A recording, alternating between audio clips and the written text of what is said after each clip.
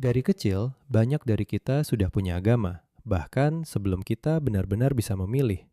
Kita lahir, lalu nama kita diberi nuansa Islam. Kita diajari doa, diajari sholat, diajari puasa, diajari mengaji, diajari bahwa Allah itu ada, diajari bahwa ada pahala dan dosa, diajari bahwa ada surga dan neraka. Semua itu masuk ke hidup kita pelan-pelan, bahkan sebelum kita sempat bertanya, saya percaya ini karena benar-benar yakin, atau karena dari kecil memang sudah diajari begitu. Dan mungkin pertanyaan paling dalamnya bukan lagi, kenapa saya harus sholat? Tapi, kepada siapa sebenarnya saya sholat? Selamat datang di Sedang Belajar, tempat kita mencoba memahami Islam dari keresahan yang dekat dengan hidup sehari-hari.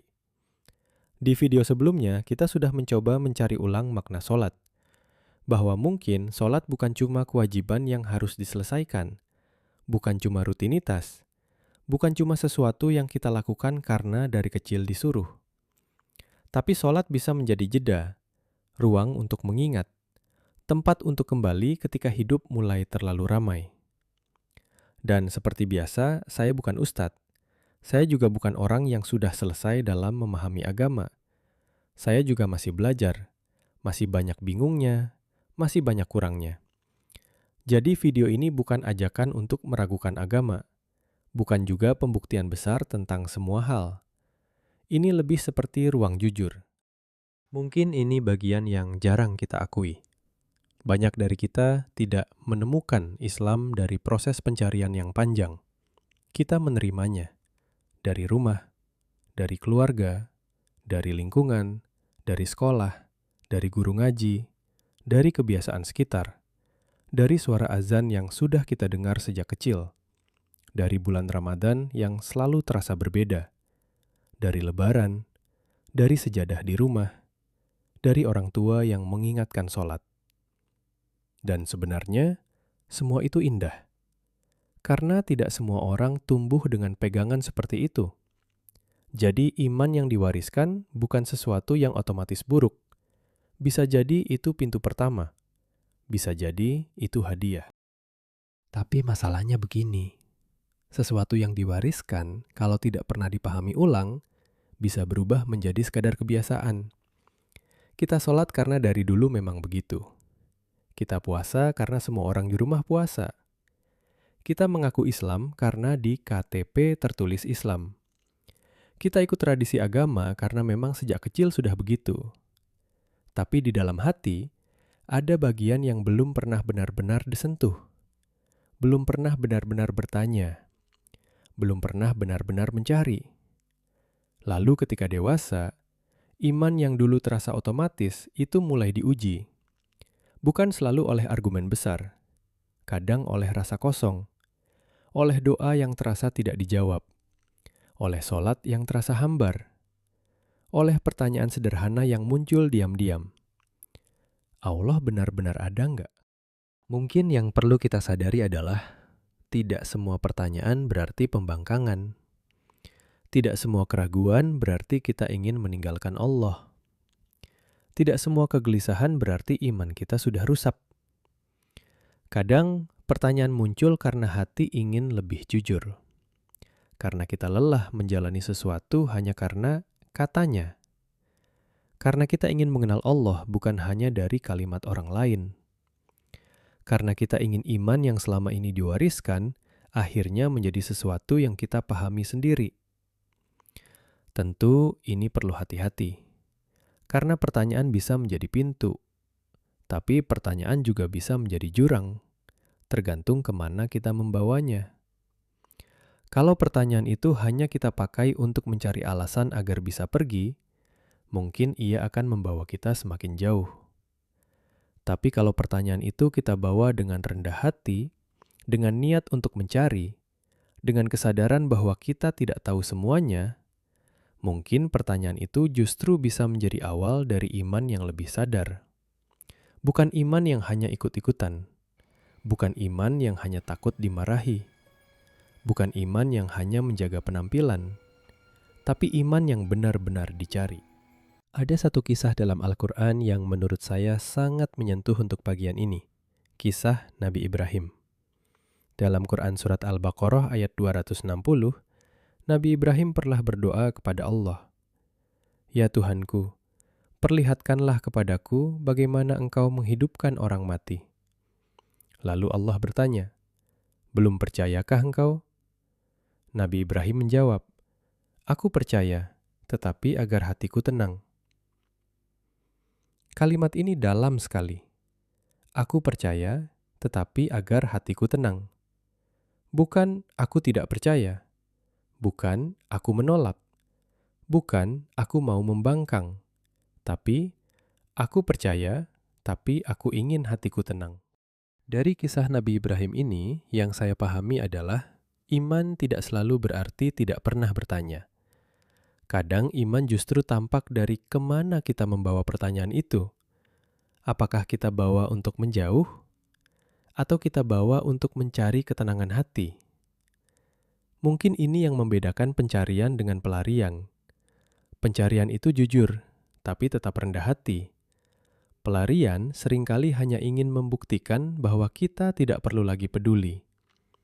Pencarian masih punya harapan. Pelarian biasanya sudah menutup pintu. Pencarian bertanya, "Ya Allah, kalau Engkau ada, tuntun saya mengenalmu." Pelarian berkata, "Saya sudah tidak mau tahu." Lalu, bagaimana cara mulai mencari? Saya juga masih belajar, jadi ini bukan rumus pasti. Bukan juga daftar yang harus sempurna. Tapi mungkin ada 3 hal sederhana yang bisa kita coba. Pertama, jujur dulu dengan pertanyaannya. Bukan untuk membanggakan keraguan. Bukan untuk menjadikan ragu sebagai identitas. Tapi supaya kita tidak terus hidup dalam kepura-puraan. Kedua, bawa pertanyaan itu ke tempat yang aman. Karena di zaman sekarang, mencari jawaban itu mudah. Tapi mencari jawaban yang benar-benar jernih dan bertanggung jawab, itu tidak selalu mudah. Ketiga, bedakan antara mencari jawaban dan mencari pembenaran. Ini agak tidak nyaman, tapi penting. Dan setelah semua itu, ada satu hal yang menurut saya penting. Jangan hanya mencari Allah di debat besar. Kadang kita berpikir, untuk percaya kepada Allah, kita harus menyelesaikan semua pertanyaan filosofis dulu. Harus paham semua argumen. Harus bisa menjawab semua bantahan. Harus bisa menang dalam diskusi. Padahal mungkin jalan mengenal Allah tidak selalu dimulai dari hal sebesar itu. Kadang ia dimulai dari memperhatikan hidup sendiri. Dari menyadari bahwa kita tidak sepenuhnya mengendalikan apapun.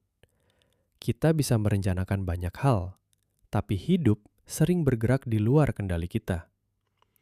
Ada ruang di dalam diri kita yang terus mencari makna.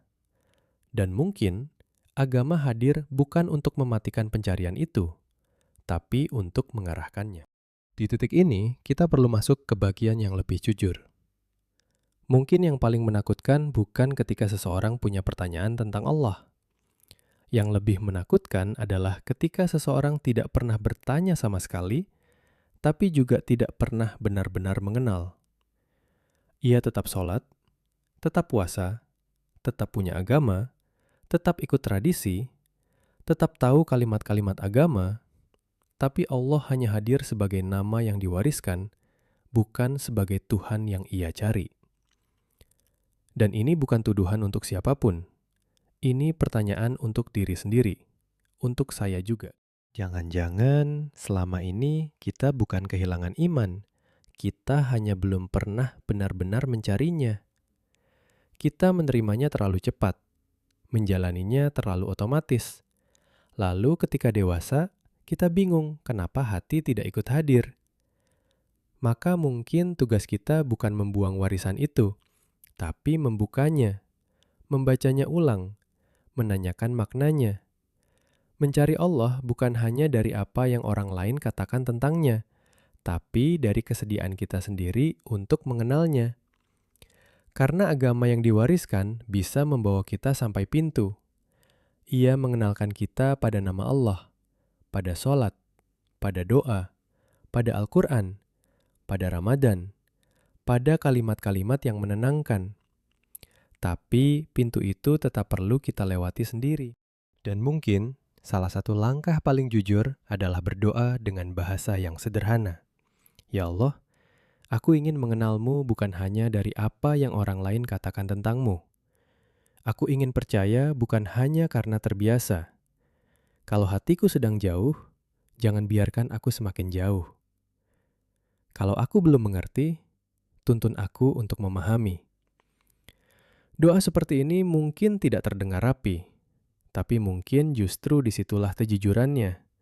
Karena pada akhirnya, yang kita cari bukan sekedar jawaban untuk memenangkan debat. Yang kita cari adalah hati yang lebih jernih untuk mengenal Allah. Saya juga masih belajar. Kalau ada yang kurang tepat dari video ini, semoga bisa dikoreksi dengan baik.